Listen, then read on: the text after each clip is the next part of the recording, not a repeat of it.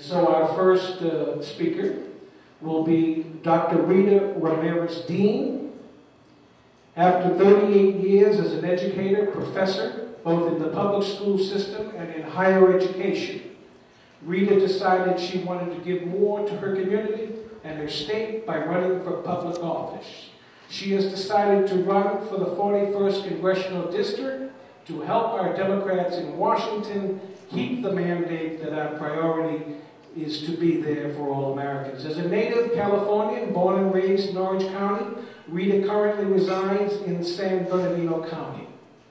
She earned her Bachelor's of Arts in History and Mathematics at Chapman College, a Master of Arts in Curriculum and Instruction and Political Science at Chapman University, Education Specialist in Curriculum and Instruction in Reading at Louisiana State University, and a Doctor of Philosophy in Curriculum and Instruction in Reading at Louisiana State University. She's been a member of the California Teachers Association and faculty of the California Community Colleges and the Latina Leadership Network of the California Community College. She's seated as Vice President of the Democratic Women of Inland Empire and the State Education Chair for the California Democratic Council. Rita is also a member of the San Gorgonio Hispanic Chamber of Commerce, the Banning Chamber of Commerce, the Needles Chamber of Commerce, and the Moreno Valley Hispanic and Black Chamber of Commerce and Rainbow Coalition. Welcome, Rita Ramirez.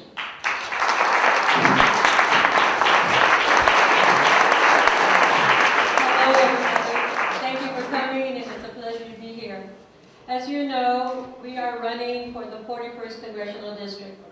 It is a privilege and an honor, and it's time for that Republican to go. We all know who he is: corrupt, has spent $1 million, has 15 subpoenas against him, but we won't mention his name. Because we're Democrats, and we serve people. So I am going to start by saying, home sweet home. We all think of our home. We all believe in that saying. So what should we do as Democrats and as Americans? It's time to put our homes and families first.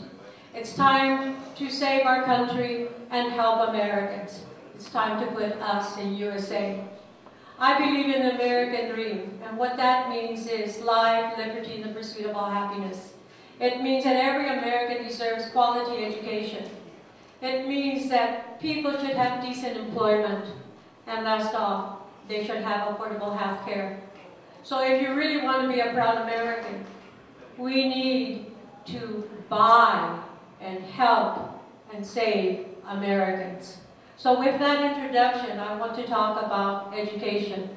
I'm an educator of 38 years. I know that I would not be here if I did not have education. Without education, you cannot go anywhere, and you certainly cannot have the American dream. And on the federal level, we have to talk about No Child Left Behind.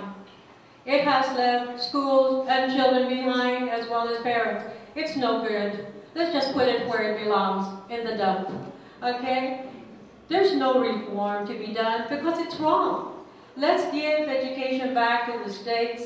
They were doing a great job. Look at all the millionaires we have in California. On the other hand, let me say, teachers can teach and students can learn if we give them the right basic needs that they have. No Child Left Behind should be positive, not a punishment. It should be an incentive, because it does not take into consideration individual differences. It puts everybody in the same pot as if everybody's going to take the same test and do well. It's simply a way to say that public education is worthless and valueless, and that the voucher system should be right. Let me say, public education is the future of all Americans. So therefore I say to you, I believe in preschool, starting before kindergarten, going all the way to higher education. And that means that we should have a national defense loan, where students who go into respective areas will be able to have a loan and only have to pay the interest and not the principal. Students will not be left in debt because they want to be somebody and to be proud Americans. They are our future. Let's help them. Secondly, I believe in small business. Small businesses are the backbone of our economy. And we have to help them. And I have a plan that's called interest only. Last of all is healthcare. Healthcare means that no one can afford it and everybody needs it. We need to give it to everyone. Universal healthcare. We have the right to negotiate better prices for our drugs. We also need to protect Social Security. And we should give stipends to American students who want to become nurses. In California, there is a need of 700,000 more nurses. So we need to be there for healthcare. Because I say we have to talk about transportation, let me say, I stood in the traffic in 910 from Calimesa to Redlands, 45 minutes. We need transportation, and we need the metro system to go from LA to Palm Springs. And as for my personal ethics, I'm an American. I am a proud American, and I'm a Democrat, and I'm a native Californian, and I put my home, my God, and my country first.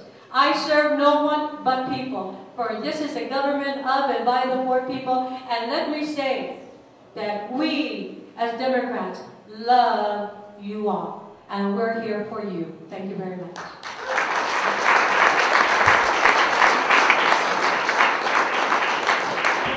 This is audience participation. We'll take questions from the floor.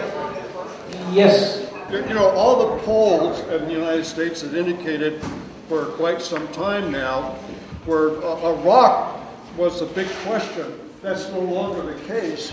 The economy is. The economy. More people are concerned now about the economy. I did not hear one candidate address that issue. I think that's a very good question. I was in Riverside 3 weeks ago when Reverend Jesse Jackson came regarding the housing and the mortgages. And I became a part of the hopefully a program in Riverside County regarding the Alliance for Housing Equality. And this has to do with saving homes and having a better regard as to the customer, to the client. What has happened here is that the adjustable rates were given much higher to minorities, African Americans and Latinos, even though they were middle class and earning the same amount of money. So there was a lot of inequalities and discrimination on the forefront. And so what Hillary has said about putting a stop on it for the time being, it's really needed. Why? Because the homes in Riverside and San Bernardino are just as much as affected across the nation as anybody else. And I am dealing with it by being a part of this alliance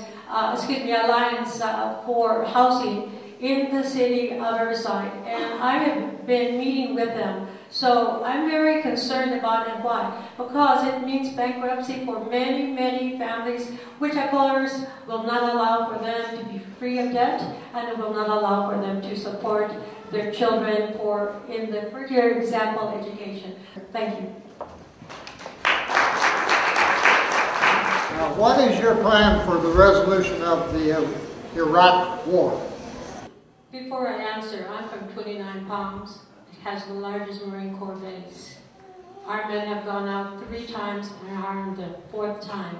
They're coming home, and many of them are trying to commit suicide, killing themselves or even their families. And we just lost one 3 weeks ago, accidentally. No more Americans in harm's way. It's time for them to come home. They have completed their mission. Let me say honorably. And there's no reason for them to stay there for a civil war. I say now. It's time for them to come home now. And I will tell you that the monies that are spent in that war should only be spent to save lives, not for them to die without the proper wear and the proper weapons and equipment. I feel for my residents, but I say now, the war ends now. It's time for them to go home. Well, the question is healthcare. What do you mean by?